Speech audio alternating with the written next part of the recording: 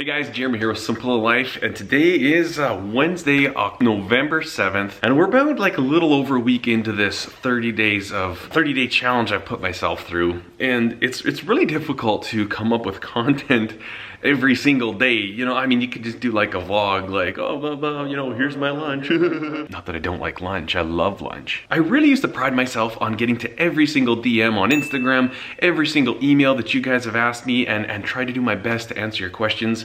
But it's at the point where I'm absolutely overwhelmed with it now. There's no way I could possibly answer all the questions that are coming in. So I thought, you know what, for some of these videos, why don't I take some of the popular questions that you guys have been asking and I'll speak to those.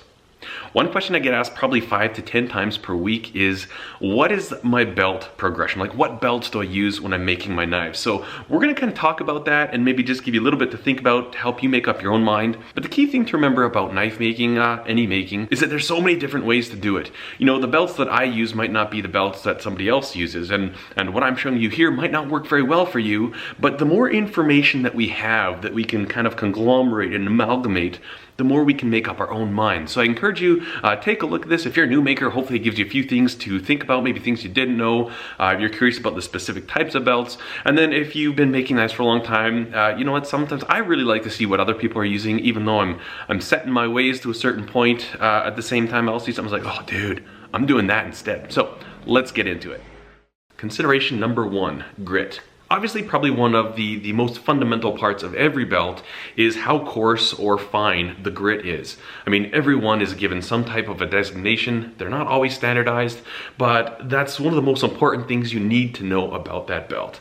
You know, if you're roughing in a bevel, or if you're doing some finish work, you're gonna use 2 completely different grits. Now, beyond just surface finish, one thing you wanna consider when you're looking at which grit you'd like to use is the heat that's gonna generate. The coarser the grit, the cooler it's going to be in your blade. And a lot of people don't understand that. They're like, no, I think you're wrong. You see somebody with a really coarse belt and they're just hogging material off and there's sparks flying. Well, those sparks are the heat, and it's taking off huge chunks of material and leaving them alone. So when you think about the fact that heat is a product of friction, and friction is a product of how much surface contact you have. If you've got a really coarse belt, you've got just these teeth just clawing away at it, there's not actually a lot of surface contact between the belt and the knife. Whereas if you take a really fine belt, say if you've got like an 800 belt, and you're grinding, there's a lot more area and contact there, a lot more rubbing, a lot more friction equals, you got it, more heat. So think about that as well. If you're grinding post heat treat, you definitely got to be careful because you don't want to heat that blade up too much. Cool your blade more as you get up into the finer grits, because you are going to generate more heat at a finer grit than you will at a coarse grit. The second thing you want to consider beyond just what grit you're going to use is the media itself. Are you using ceramic? Are you using aluminum oxides, or these different options? Now, there's a lot of different types out there, and honestly, I'm not that scientific about it. I just kind of try a couple things and I know what I like. I used to only grind with aluminum oxides. The one thing I didn't like about those belts is that when you're grinding on your flat platen, wherever that joint was, you would feel it, and that da-doom, da-doom. And then I also found that those seem to wear unevenly, and I would end up getting a lot of really inconsistent lines when I was grinding my bevels. So for bevel work, typically I do not use any aluminum oxides. The only exception to that is if I'm using a round contact wheel or my rotary platen. Now, ceramic belts, I really enjoy those because they typically have a very stiff backing on them. And for some applications, that's really great, like when you're grinding in your bevels, it kind of helps keep everything nice and flat and square. But there are times too when I do not want a stiff back and I want as flexible as a back as I can get. We'll talk about that in a minute, but that's the other thing to consider when you're looking at it. So I'll tell you again, just from my personal experience, I will go with ceramic for 36, 80, 120. And then for my 220 and finishing grits, I usually use Trizact belts, which are an aluminum oxide, and they've got this really interesting blocked pattern. You see how they're all these chunky blocks right here? This one in particular is an A100, so this is equivalent to about 220 if I'm correct. But the nice thing with the way that these are designed, some people call them gator belts as well, is that you don't have all that much surface contact, right? Like, you're only contacting on these blocks, so there's less surface contact, less friction, less heat. These things are excellent finishing belts. They run cooler than just like a solid belt of the same grit equivalent, and I really, really enjoy these. And then the other medium, and I don't even know if I guess it is a medium, that I really like to use are surface conditioning belts. You think of these as basically Scotch-Brite on a belt. And these are super, super handy. They don't do a lot of material removal, but they just do a lot of grain refinement. Like all your scratch lines, they really do a fantastic job of smoothing those out. Obviously, you want to use those once you've gotten up to some fairly, like I would say 220 and above.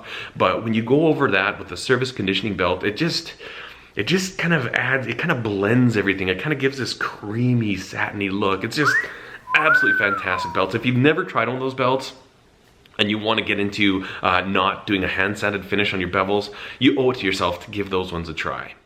All right, so we've talked about the different grits of belts and the different mediums that those grits can be made of. Now let's talk about the backing on a belt. What type of a fabric or material was that medium, the grinding medium, put onto? As I mentioned before, I really like ceramic belts for the fact that most of them have a very, very stiff backing. I know some companies are starting to make ceramics that are flexible, which has their own application, but for what I use ceramics for, which is the rough, heavy work, grinding in the bevels, getting that initial bevel ground in, I really like the fact that these aren't that flexible this way, which is what you want when you're grinding in a bevel. You want to keep that whole plane of the bevel nice and even and flat, and the stiffer belts really help to that end.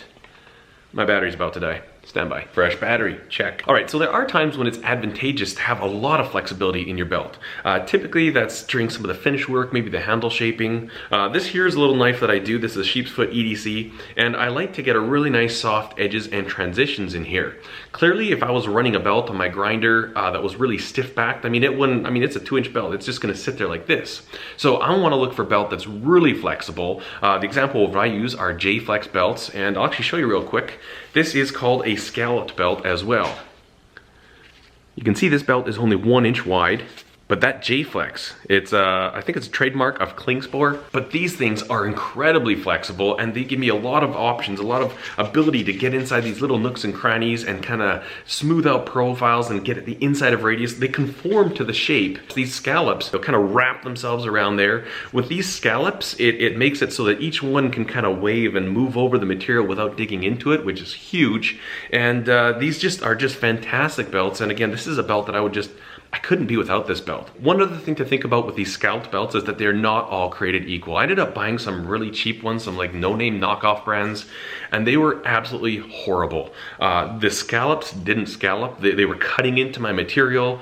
They weren't flexible, and actually I had a couple of them break. Like I'll kind of start getting into a radius there and all of a sudden, bang! I tell you what, nothing makes you wake up and stand at attention like a belt snapping right when you're in the middle of a grind. It's terrifying. And so I pretty much just stick with these J-Flex by Klingspor, these scalloped belts. Really enjoy these things. They work fantastic for me. And these are what I use for cleaning up all my little inside details and stuff on my knives. Now, one habit that I've gotten into that's really helped me a lot is that every time I order belts, I always order at least one other belt that I've never tried before. You know, you're placing your order, you've got your staples, the ones that you use all the time. Find one that looks interesting to you or one that you're curious about and just buy one of them.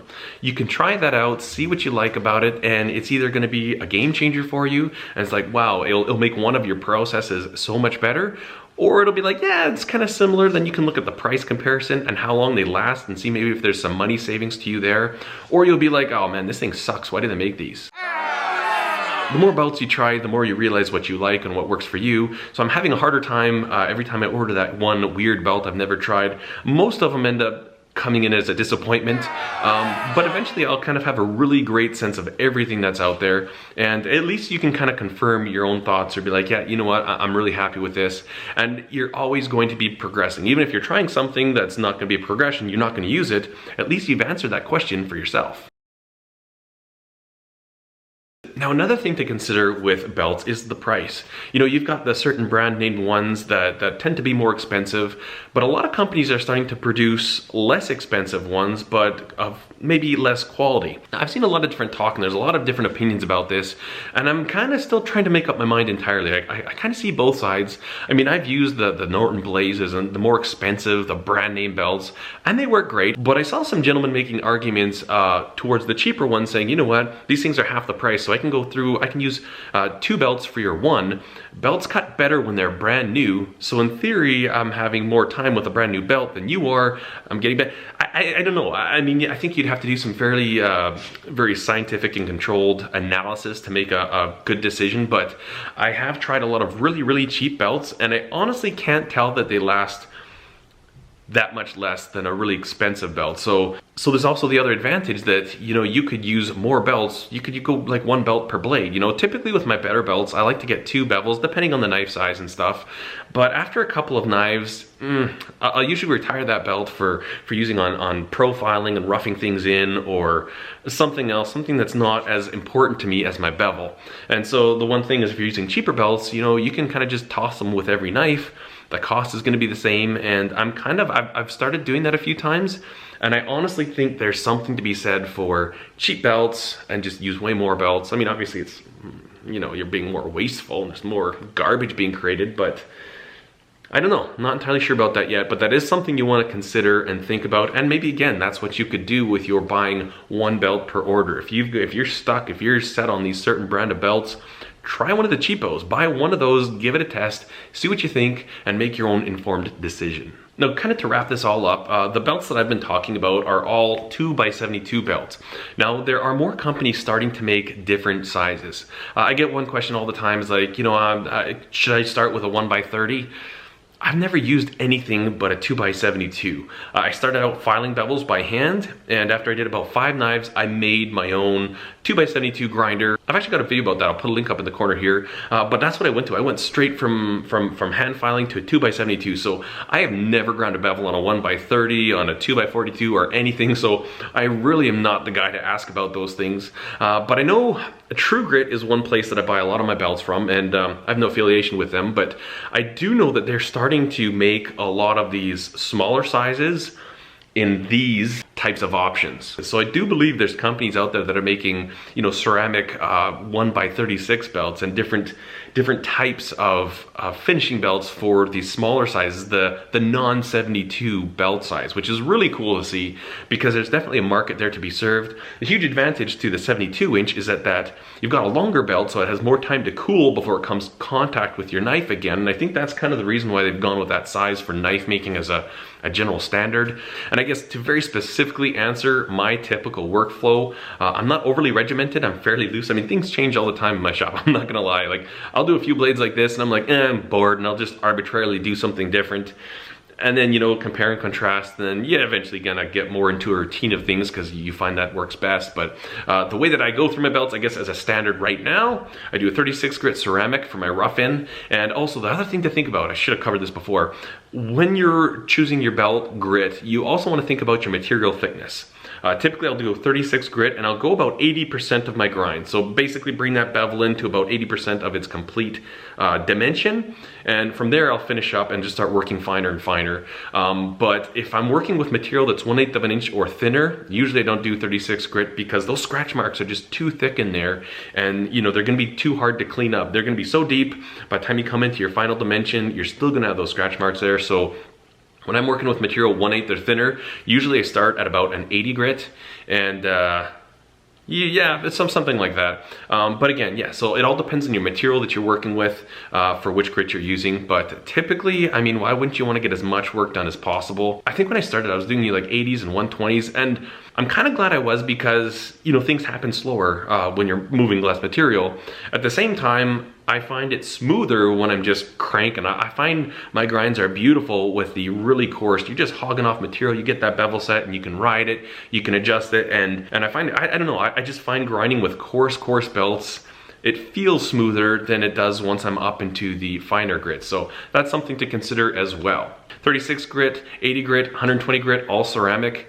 Heat treat, whatever, and then after that I finish things up with a A100 Trizact belt and then surface conditioning belt, and that's pretty much it. Unless I'm getting into hand sanding, then sometimes I'll go slightly finer with my Trizact belts, just so that the little bumps that I'm sanding out aren't quite as extreme, but I don't like doing that. I do not like hand sanding. Anyways, guys, hopefully that answers those questions, especially if you're a new maker. Hopefully this gives you something to chew on and think about. And you know what, if you've been making knives for a long time, I always like seeing how other people do things. Again, I'm not saying this is how you do it. This is how I do it. But you know what, I seek out other information. If I see somebody else doing something, I'm like, that's a better way to do it. Then, you know, I'll completely change my process right now. Anyways, guys, I hope you enjoyed this video. If you did, give it a thumbs up. Be sure to subscribe to the channel. And as always, I thank you so much for watching. Cheers.